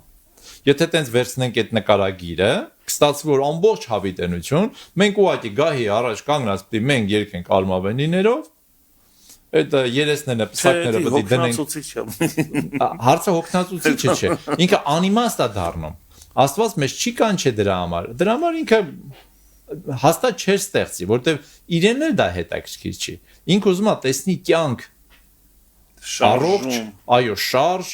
առաջընթաց, փոփոխություն, պատասխանատվություն։ Օրինակ առակը ինչ է ասում Հիսուսի։ Ասում է դու 5 քաղաքի վրա իշխանություն ունեցի, դու 10 քաղաքի վրա իշխանություն ունեցի։ Այսինքն ինքը ինչ որ բաներ է կազմակերպում, չէ՞։ Նոր երկինք, նոր երկիր, մենք որտեղ ենք բնակվելու։ Կարծում ենք նոր Երուսաղեմում, չէ՞։ Որտեղ ալնելու նոր Երուսաղեմը։ Կարծում ենք նոր երկրի վրա։ Չէ, թե թակավորելու ենք, ապա ժողովուրդը պիտի լինի ու վրա։ Այսինքն ստացվում է, որ այ միանշանակ չի այդ պատկերը, որ միայն պետք է երկենք ու փառաբանենք։ Ինչ որ ուրիշ բաներ է պետք է անենք, բայց հայտնության գիրքը շատ չի բացատրում այդ մյուս բաները։ Ինքը բացատրում է այդ պաշտամունքը, որտեղ տեղից է գալի։ Ավելի խոր։ Կներես sense ասեմ, էլի, եթե այդ պաշտամունքը չկա, եթե դու այդ պաշտամունքի մեջ չես գայի առաջ կանգնած քո արմավենիներով երկում փառաբանում ես իրեն, մնացածը չի աշխատելու։ Այստեղ նաև դրա առաջինը պիտի պաշտենք Աստծուն, ծառայենք Աստծուն իր ներկայության մեջ, հետո իրենից խոսք վերցնենք, հանձնարարություն գնանք անելու։ Ես ավելին կասեի, դա Համաձայն ես, այո։ այո, միանշանակ, որովհետև նայ Այրանը խոսքը վերցրեց գնաց անելու, իսկ մարդան խոսքը չվերցրեց, այս է խնդիրը։ Անկամ այդ պաշտամունքը ինքը ֆորմալ բնույթ չունի երկնքում։ Ինչու՞, որովհետև նրանք ովքեր տիրոջ արչև են, արդեն եկեք այսպես պայմանական, նրանց փափագը ինչ էլ որ անեն, ըստեղ ցույց է տալի, որ նրանց փափագը ուշադրության կենտրոնը Տերն է։ Ճիշտ է։ Կիզակենտրոնը ինքն է։ Այո, եւ նրանք միշտ ակնկալիք ունեն նրանից ստանալու այդ զորությունը, այդ փառքը, այդ ակնկալիք ունեն, նաեւ դա է ցույց տալի։ Նրանք Աստծով են լուսավորվում, Աստծով են շնչվում, Աստծով են շարժվում, ներդաշնակ են Տիրոջ հետ։ Ինչ որ բաներ, այո, այնպես չի որ պարապ-սարապ ինչ որ բան պետքա լինի, այո, գործողություններ պետքա լինեն, շարժ պետքա լինի, բայց կենտրոնում նա է լինելու, նրանով է լուսավորվում։ Այսինքն, այս պաշտել Աստծունը, սա մի ամբողջ ապրելակերպի, չգիտեմ ինչ ասեմ, հոգևոր գոյության կենսակերպ, այսինքն, այս կենսակերպի մասին է խոսում։ Այո։ Երբ որ ինքը ասում է Աստծո արքայությունը փնտրեք, նկատի ունի, որ փնտրեք Աստծուն որպես թագավոր։ Նրա իշխանությունը, նրա զորությունը, նրա խոսքը, նրա նպատակները, օրինակ արքայությունը, Աստված երկրի վրա ինչ նպատակներ ունի։ Ընդհանուր պատկերացում ունենք, բայց մասնավոր դեպքերի համար չունենք։ Մենք գիտենք Աստված ուզում է, որ մարդիկ փրկվեն, բայց որ մարդը, երբ, որտեղ, ինչպես չգիտենք։ Դրա համար անընդհատ պետք է փնտրենք իր արքայությունը մեր մեջ, այսինքն իր իշխանությունը, իր դիրքը, իր կամքը, իր խոսքը, իր ներկայությունը, իր զորությունը եւ մասնավոր դեպքերի համար արդեն մեր անձնական կյանքում մենք Աստծուց ունենում ենք հոգուց առաջնորդություն։ Այս մարդու հետ խոսիր, սա արա։ Եվ sense անկախ մեզանից մենք է մարդու հետ մի բան ենք խոսում, չէ՞, մի հատ թեմա, մարդ ասում է դու ոնց իմացար, որ իմ կյանքում ես դրա կարիք ունեի։ Դե ես իրականում չգիտեի, բայց իմ թագավորը գիտեր։ Դու ցենց դառնում ես անոթ, որի միջոցով Աստված սկսում է գործել։ Մեկի համար աղոթում ես, մեկի մարդու կյանքի մեջ հարց է լուծվում։ Ասում է՝ «Վայ, քո աղոթքով եղավ»։ Հա, ես աղոթեցի, բայց ես ոչ չարեցի դա։ Ես դառնում եմ անոթ, որի միջոցով Աստծո արքայությունը սկսում է գործել։ Ինչու՞, ինչպես, որտեղ ես դարձել եմ այդ արքայության մի մասնիկը, ես դարձել եմ այդ արքայությունը։ Աստված հպատակներ է ման գալիս, ծառաներ է ման գալիս, որդիներ է ման գալի, արքայության մասնիկներ է մեզ դարձնում ամեն մեկից ու տենց սկսում եմ ինքը մեր միջոցով երկրի վրա տարածել իր արքայությունը, իր ազդեցությունը։ Էդուարդ եղբայր, մի հարց եմ ուզում բարձրացնեմ, նայ, մենք խոսքի մասին շատ ենք խոսում եւ շատ ճիշտ է, Աստծո խոսքի, դա հիմքն է, դա ոնց ասեմ, եթե դա չնի, մենք ոչ մի ձև հնարավորություն չունենք հասկանալու Աստծուն։ Համաձայն ես։ Միանշանակ։ Աստծուն հասկանալա պետք։ Հիմա, դες խոսքի հետ վերաբերմունքի ժամանակ սա էլ մեծ կապ ունի։ Ինչպես ենք խոսքի հետ վերաբերվում, որպես պատմական փաստ, կամ օրինակ ինչ անեմ կամ չանեմի, ինչ անեմ, որ փրկվեմ կամ չանեմ, ինչ կարող եմ անել կամ չանել, որպեսզի փրկվեմ։ Հասկանալի։ Հա։ Բայց կարծում ես ցուցիչ էլի, հա, ցուցիչներ ինչ անեմ, ինչ չանեմ։ Սա մի կողմ դնենք, հիմա ես ուզում եմ կարևորի մասին խոսամ։ Երբ որ դու գիրքը բացում ես եւ ուսումնասիրում ես, չես կարդում, ուսումնասիրում ես, համաձայն ես, տարբեր բան է սա։ Այո, կարելի է նաեւ ուտել բառ օգտագործել։ Ուտում ես։ Այո։ Հա, ներծծում ես։ Հիմա դու երբ որ բացում ես սուրբ գիրքը ու սկսում ես ուսումնասիրել այս հակվածությամբ, որ ուզում եմ հասկանամ ինչա երկնքի արքայությունը իր մեջ բովանդակում, ինչ կա երկնքի արքայությունում, կարծում ես որ սա ճիշտ վերաբերմունքն է Աստծո խոսքի հետ։ Միանշանակ, այստեղ ուղղակի պետքա այս պահն էլ հաշվի առնել, որ կա մեկը, որը սուրբ գիրքը կատարելապես գիտի, Սուրբ Հոգին նկատի ունեմ, որը բնակվում է քո մեջ։ Եվ երբ որ դու բացում ես գիրքը կարդալու, դու պետք է հասկանաս, որ Աստծուն կարող ենք ճանաչել միայն Սուրբ Հոգով, Սուրբ գրքից տրված հայտնությունների հիման վրա։ Ես Ոչ թե համաձայն- մեր մարդկային ուղեղը զոր Բայց տալու ես մեջ է խնդիրը։ հակվածության մասին եմ խոսում։ Ընդունում եմ, այդ եմ ասում։ Սուրբ Հոգի ինձ հասկացրա, ինչ աստ է գրված։ Եվ այդ հոգին է մեզ պետք խոսքի։ Ոչ թե գիրն է, որտեվ գիրը սպանում է, բայց հոգին է կենթանացնում։ Երբ որ ասում է հոգին, իհարկե կարանք հասկանանք Սուրբ Հոգին, բայց կարանք հասկանանք նաև խոսքի հոգին, Նույնն այսինքն է։ խոսքի մեկնությունը, Այո։ իմաստը, աստվածային իմաստը։ Այո։ Այսինքն Ստեղ սենց է գրված, դա շատ լավ է, բայց ինչ է ասում։ դա։ բովանդակությունը նաև Ոնց կիրառես։ Այո։ Դե նայ, խնդիրը սրանում է, եթե դու յուրացնես խոսքը եւ խոսքի հոգին, որը հայտնում է քեզ բացահայտում Աստծո արքայությունը, խնդրեք Աստծո արքայությունը առաջինը նշանակում է ուսումնասիրենք խոսքի Այո։ մեջ Աստծո արքայությունը, բացահայտենք իր արժեքները, իր մշակույթը բացահայտենք։ Դա է մեր մեծ ձևավորում կամենալ եւ անելը։ Դա է մեր ձևավորում սիրով, որովհետեւ մենք մեղք չենք գործում, որովհետեւ ստիպված ենք, այլ չենք գործում, որովհետեւ չենք սիրում։ Այո, Տարբեր շատ բան է, ճիշտ, չէ՞։ միանշանակ։ Եվ սա է Մեղք չգործել Աստծո եւ մեղքից արքայությունը։ ազատ լինել լրիվ տարբեր բաներ են։ Կներես, չգիտեմ, թեմայից շեղվեցին, Չէ, թե չէ, բայց մի թեմայի մեջ է։ Նկատի ունեմ, եթե Սուրբ Հոգով մեկնություն չկա խոսքի, ինքը ընդամենը գիր է։ գիրա, որը պետքա կատարես, դու կարծում ես ստիպված ես կատարելու։ Ձերքդ եթե գայթակացնում է քեզ, կտրի գցի։ Ա։ Գրված է։ Բայց ինչպես դա կիրառես քո կյանքի մեջ, միայն Սուրբ Հոգուց տրված հայտնություններով։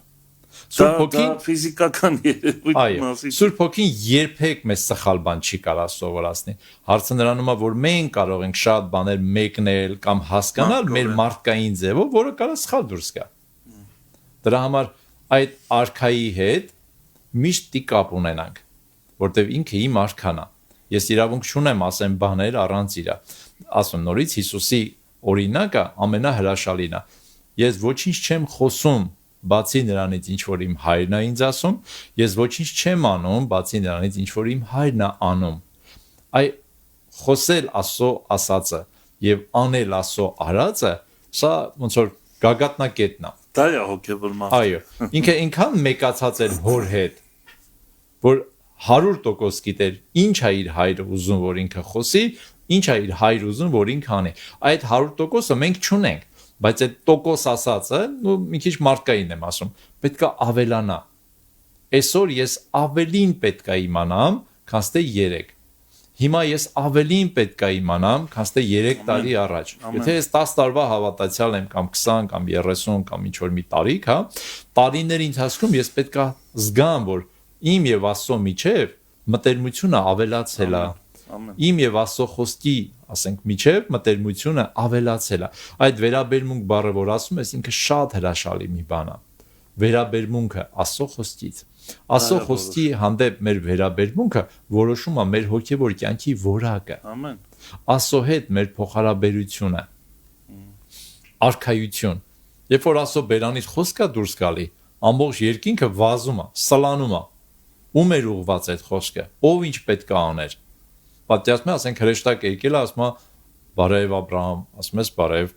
ասում է եկել եմ քեզ ասեմ, որ ես ինչ բան անես։ Ու տենց ինչ մարդկորեն եմ ասում, հարցնում ես Աստվածա ասե, ասում է չէ, ես մտածում եմ, որ քո համար սենց լավ կլինի։ Ասենք հրեշտակ եկել է իր կարծիքով քեզ մի հատ բարի խորհուրդ է տալի։ Կարա տենց բան լինի, չի կարա տենց բան լինի, բայց մեր մոտ լինում է։ Ասենք ինձ հարց են տալի, ասում եմ, իմ կարծիքով սենց ճիշտ կլինի քեզ համար։ Որտեվ Աստծո խոսք չունեմ։ Բայց իմ մարդ եմ, կարծիք եմ հայտնում։ Բայց հրեշտակի մոտ չի կարա տես լինի։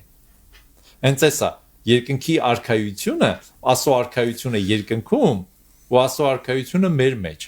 Այստեղ է տարբերությունը։ Մենք կամաց ուզում ենք հասնենք դրան, որպեսզի մեր կյանքում Աստծո կամքը լինի այնպես, ինչպես որ երկնքում է։ Բայց հարցը նրանում է, որ ես պետք է փնտրեմ դա։ Ես պիտի ուզենամ դա։ Մարդը երբեմն չի ուզում դա, որովհետև Աստծո կամքը շատ հաճախ հակասում է իմ կամքին։ Աբրահամի եղբայր։ Քանի որ իմ կամքն եմ ուզում լինի, դրա համար Աստծո արքայությունը լավ չի կառուցվում իմ մեջ։ Երբեմն մեր կամքը թելադրում ենք Տիրոջ։ Էդ եմ ասում։ կնի սենց անես։ Երբ որ ես աղոթում եմ, երբ որ ես ապրում եմ, ուզում եմ Աստծո կամքը լինի, թե իմ կամքը լինի։ Դու ունես հարազատ, որը միգուցե շատ ծանր հիվանդ է։ Ու դու քո հոգում զգում ես, որ Աստծո կամքն է, որ ինքն քեզ կյանքից հեռանա։ Ու հենց երկինք էլ գնա։ Հոգևոր մարդը Աստծուն սիրող չի կորչում, դժոխք չի գնում։ Դու պատրաստ ես ընդունես այդ կամքը։ Ասում ես չէ, Տեր, թող ապրի էլի։ Աստված Եզեկիելին ասեց.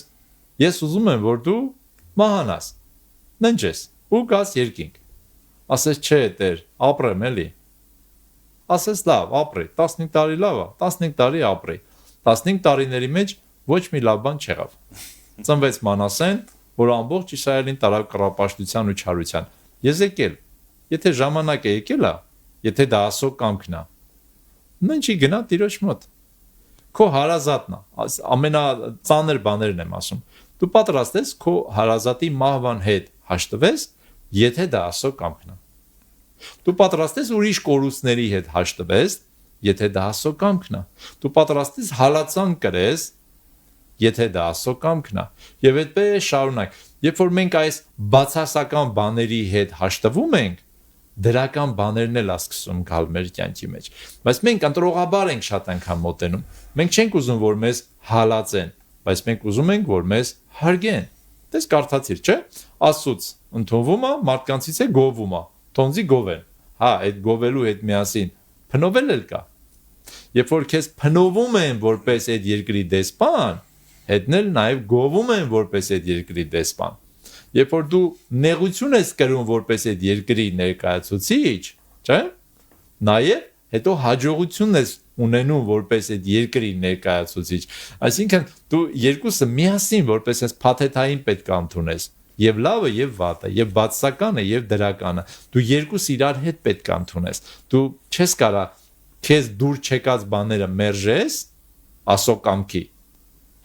բայց քեզ դուր եկած բաները ընդունես Աստծո կամքի։ Աստված թող ինձ բժշկի, բարգավաճում տա, չէ, էստա, ինձի օծի, ինձի պարգևներ տա, զորություններ տա, ծառայություններ տա, իմ անունը ասենք, չէ, գովազների վրա, աֆիշների վրա լինի, ես շատ ճանաչված կարևոր մարդ լինեմ, բոլորը հավաքվեն ինձ լսեն, ես քարոզեմ, ես աղոթեմ, մարդիկ բժշկվեն, ես։ Բայց դրա հետ միասին պատրաստ ես կրես այն դժվարություններն ու նեղությունները, որ դրա հետ միասին քեզ փաթեթով տրվում է։ Դե նայ, տենց չէ։ Հարցենա, որ մենք նույն տեղում։ Հարցենա, որ պակասում ամեն մեջ աստվածաճանաչողության այդ կարևոր էլեմենտը, որովհետև Աստված նես չի, որ իր դուրը գալիս է, որ մենք տանջվում ենք, լավ ազգում իրան։ Թող այդպես տպավորություն չթողի, բայց դրա մեջ բարի գործակից կա։ Տես ինչ ասում, ամեն բան բարի գործակից է նրանց, ովքեր սիրում են ասում, այսինքն ոչ թե մասնակի, այլ քո ասած այդ փաթեթը։ Այդ փաթեթը, երբ որ տրվում է քեզ լավը, վատը, չգիտեմ, մեր պատկերացումով, այդպես ասեմ, ամեն բան բարի գործակից է դառնում։ Անկամ այդ արցունքները, որ գալիս են մեր աշկերից, մենք դա ընդունում ենք, որ շնորհակալ ենք Տիրոջից ամեն դեպքում, ինչ որ թույլ տվեց մեր կյանքում, դա բարի գործակից է դառնալու, այսինքն աշխատելու է մեզ համար որպես բարին։ Այսինքն վերջը բարի է լինելու, այսպես ասած, այս իմաստով, սա գիտություն է, լուրջ գիտություն։ Նայ, Աբրահամ ախոս, մի կողմից այո, այդպես է, որ ասուն դուրս չի գալի, երբ որ մենք նեղություններ ենք կրում, բայց մյուս կողմից է, երբ որ այս ներկապային իրան դուրս չի գալի, որ մենք նեղություն ենք կրում։ Իհարկե, ինքը մեր հետ ցավում է այդ նեղության մեջ։ Բայց երբ որ ինքը տեսնում է ապագան, ինչի է հասնելու։ Հենց այդ է։ Սուրբիկ ասում է, Աստուն հաճելի եղավ, որ Հիսուսին ճզմի։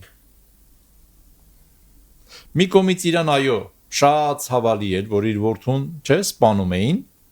Մյուս կողմից իրեն հաճելի էր այդ process-ով, այդ ընթացքով անցկացնել Հիսուսին, որովհետև հետևանք կար։ Արդյունքը, հետևանքը։ Ահա։ Ստացվում է սենց, եթե ես հոժարվում եմ այդ արքայության բոլոր իրավիճակներին ու թույլ եմ տալի, որ իր կամքը լինի իմ կյանքի մեջ, ոչ թե իմ կամքը լինի, այդ արքայությունը աշճանաբար իմ մեջ կառուցվում է։ Լավ, եթե իմ մեջ չարություն կա, Աստված մի ձևի պիտի ճզմի այդ չարությունը հանի իմ ներսից։ Իսկ դա լինում է առօրյա դժվարություններով։ Ես պիտի թույլ տամ, ես պիտի թույլ տամ որպեսզի Աստված կարողանա իմ մեջ բերի օրինակ բարություն իմ ներսից պետք է հանի չարությունը ճիշտ է թե չէ իսկ այդ չարությունը որպեսզի Աստված իմ ներսից հանի ես պիտի խնդրեմ դա ես պիտի համաձայնվեմ դրա հետ ինքը չի կարող արհեստական վերցնի օպերացիա անի ես նարկոզի տակ լինեմ ես պիտի գիտակցաբար ու հասկանալով խնդրեմ Տեր հանի այս չարությունը իմ ներսից բայց դա երբ է լինում երբ որ ես տեսնում եմ այդ չարությունը իսկ դա երբ է լինում երբ որ այդ չարությունը դրսևորվում է իմ մեջ նշանակում է Աստված պիտի թույլ տա խնդիր որպեսզի այդ չարությունը դրսևորվի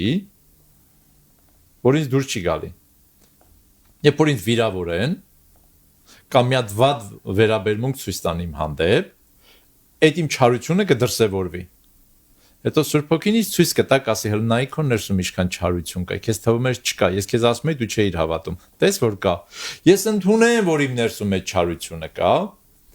ապաշխարեմ ներում խնդրեմ որ Աստված հանի այդ չարությունը իմ ներսից որպեսզի այդ չարությունը հանի իմ ներսում բերի բարություն հիմա ասում դուր եկա որ ինձ նեղացրեցին թե չէ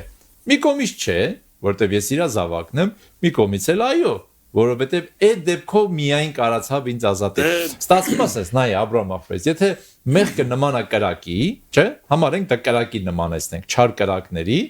ապա Աստված այդ կրակները հագցնում է ոչ թե ջրով այլ բենզինով ինքը բորբոքում է այդ իրավիճակը որպեսզի իմ ներսի մեղքը չարությունը սխալը երևա դրսևորվի որ ես չկարողանամ ասեմ որ ես նախանց չունեմ իմ ներսում չէ ասես ես իմ ուժերով բան արեցի Աբրահամ եղբայր ես նախանց չունեմ իմ ներսում դու ինձ լավ չես ճանաչում ես հպարտ մարդ չեմ խոնարհ մարդ եմ ես սուտ խոսալ չեմ սիրում ես ընդհանրապես սուտ չեմ խոսում ես ընդհանրապես շատ խաղաղ մարդ եմ բարկանալ մարդկանց անիծել բայց ինձ թույլ կտամ անիծեմ մարդկանց հայոյան բացարձակ Սենց մենք շատ պուպուշ, սենց լավն ենք ներկայացնում։ Աստված բենզին է լցնում այդ կրակի վրա։ Մեր ներսում էդի սենց բորբոքվում է, ինչպես։ Երբ որ մեզ նեղացնում են, վիրավորում են, մեզ ինչ որ բան են գողանում, վարկաբեկում են, զրպարտում են, չարախոսում են եւ այլն։ Չեն գնահատում մեր արածը։ Մեր ներսում այդ վատ բաները դրսևորվում, հա։ Ես տեսնում եմ դա, ել չեմ կարող ասեմ, որ չունեմ դա։ Գալիս եմ Աստծո առաջ խոնարհաբար ասում եմ հա Տեր դու ճիշտ ես իմ ներսում իրոք կա հպարտություն Աստված հպարտությունը հանում է եւ իմ ներսում բերում է խոնարհություն ինքը sense քայլ առ քայլ կառուցում է իր արքայությունը եւ մենք սկսում ենք նմանվել երկնքի արքայությանը ամեն այս գործընթացի մեջ շատ կարեւոր է որ մենք ամեն օր հասկանանք եթե արքայությունը չի գալի մեր մեջ մենք էլ չենք մտնում այդ արքայության մեջ Եթե այդ արքայությունը չգա իմ մեջ, ես էլ չեմ գա այդ արքայության մեջ։ Այո, դա շատ կարևոր է։ Եկեղեցի գնալը կարևոր է, բայց դա փրկություն չի, դա փրկության միջոց է, որը կարաս օգտագործես, կարաս եւ ոչ։ Աղոթելը փրկություն չի, փրկության միջոց է, որը կարաս ճիշտ օգտագործես, կարաս եւ ոչ։ Սուրբ Գիրք կարդալը փրկություն չի, փրկության միջոց է որը կարաս օգտագործես, կարաս եւ ոչ։ Նույնը լեզուներով աղոթելը, նույնը բարի գործերը, նույնը մնացած ամեն ինչը, դրանք միջոցներ են։ Բուն փրկությունը արքայությունն է։ Երբ որ կառուցվում է արքայությունը մեր մեջ, ու դառնում է մեր էությունը, մենք է դառնում ենք այդ արքայության մի մասնիկը։ Եվ նահանջում է մարդկային, այսպես ասած, արդարությունը մեր մեջից։ Երրորդն է։ Էդի եղբայր Մեզ ժամանակն է բավականին անցել է, բայց ես մեղավոր չեմ, քո ժամանակն է քիչ։ Հա, իմ ժամանակը քիչ է։ Մենք շատ լավ բացատրում ենք, թե ինչ ենք սխալ, որտեղ մենք ճիշտ ենք։ Չէ, ես ուրախ եմ, երբեք սա մի ընդունի որպես տրտունջ, ուրախ եմ ինչի համար, որտեղ սա շատ կարևոր թեմա է, թեկուզ ժամանակի մեջ չտեղավորեցինք, բայց ամենայն դեպս Գոնե հասցրեցինք վերջաբանին, այո դա այդպես, այսինքն ինչա կատարվում մեր կյանքում, մեր վերստին ծնունդի արդյունքում ձևավորվում Աստծո արքայությունը եւ այն սկսում է լայնանալ եւ արլևս դուրս են գալի ամեն անպիտան բաներ եւ մնում է մի կարեւոր բան, Աստծո թագավորությունը մեր մեջ, եւ ես հավատում եմ կա իմ մեջ Աստծո արքայությունը, ուրեմն ես նրա մեջ եմ։ Չկա իմ մեջ Աստծո արքայությունը, հետո չի գալու, մոռացի։ Ոչ մեկ չի ասելու ապրես լավ բաներ արեցիր արի արքայության մեջ։ Այն ձևավորվում է այս ժամանակի եւ տարածության մեջ, քանի մենք մարմնի մեջ ենք, այն մեր մեջ տարածվում է, զարգանում է եւ մեծանում է եւ փարտիրոջը դրա համար։ Շնորհակալ եմ եղբայր։ Տերորն քեզ շատ քո աղոթքով ավարտենք եթերը։ Մեր մեծ Աստված, պաշտում մեծարում ենք քեզ հայր։ Գալիս ենք քո առջև Տեր եւ դավանում ենք, որ դու ես մեր թագավորը, մեր արքան, մեր Տերը, մեր իշխանը, որ դու ես միակը Տեր, բարձրյալը Տեր, որի առաջ մենք խոնարհվում ենք, մեծարում ենք, պաշտում ու գնահատում ենք հայր։ Խորապես շնորհակալ ենք Տեր, որ քո որդու Հիսուսի անունով մեր հայրը տվեցիր մեզ արքայության խորհուրդը։ Այս խորհուրդը Տեր, որ մեր մեջ վերստին ծնունդով դու սկսեցիր, հիմնեցիր Տեր, եւ ամեն օր աճեցնում ես, բարձրացնում ես, ընդարձակում ես մեր մեջ ու տարածում Տեր, եւ նաեւ մեր միջոցով ուրիշների կյանքում։ Այնքան շնորհակալ ենք իմ Աստված, որ մեզ ազատեցիր խավարի Տեր մահվան թագավորությունից եւ տեղափոխեցիր քո լույսի արքայության մեջ հայր։ Շնորհակալ ենք, որ քո երկնային արքայությունը իմ Աստված ամեն օր մեր մեջ կառուցում ես հայր։ Այո Տեր, ուզում ենք, որ քո կամքը, քո խոսքը, քո փառքը, քո իշխանությունը Տեր լինի մեր կյանքի մեջ հայր, ամենակարևորը, ամենաբարձրը, մեր անձից առավել Տեր, ուզում ենք, որ քեզ մեծարենք, քեզ պաշտենք, քեզ սիրենք, քեզ բարձրացնենք, որ մեր կյանքում մեր խոսքից ու մեր կամքից էլ առավել քո կամքը, քո ծրագրերը, քո խորհուրդները լինեն Տեր, ամեն օր մեզ սովորեցրու քո երկնային արքայության խորհուրդը։ Օրհնիր Տեր բոլոր լսողներին հայր, օրհնիր խնդրում եմ Աբրահամ եղբորս Տեր, իր տունը, իր կյանքը, իր ընտանիքը, նաև այս ծառայությունը, որպեսզի իրականում լինի մի հարթակ, մի միջոց Տեր, որ քո խոսքը ամեն օր հասնի քո ծառաներից։ Օրհնիր նաև ինձ Տեր, բոլորիս ողորմիր, մեր երկիրը, մեր ժողովուրդը, թող ավելի ու ավելի շատ մարդիկ ընդունեն եւ քո արքայության հպատակները դառնան, մինչեւ քո հրաշալի արքայության գալուստը երկրի վրա եւ ամեն օր։ Փառք քեզ Հայր Հիսուսի անունով։ Ամեն։ Շնորհակալ եմ եղբայրս Տերորնի, թող քո թագավորությունը գա, քո կամքը լինի, ինչպես երկնքում, այնպես մեր անձերի մեջ։ Կարող ենք նաև այսպես ասել, չէ՞, չենք սխալվի։ Տերորնի եղբայրս օրհնված, հաջողված եւ օրհնված եղիր եղբայրս Տերորնի քեզ, շնորհակալ ենք ամեն անգամ հրաշալի այս թեմաների համար։ Սիրելի բարեկամներ, այսպեսին էր մեր եթերը։ Տերորնի ձեզ մնացեք խաղաղությամբ։ Առաջ Աստված կհանդիպենք վաղ առավոտյան ժամը 9-ին։ Մանրաթա, Տերը շուտով գալու է։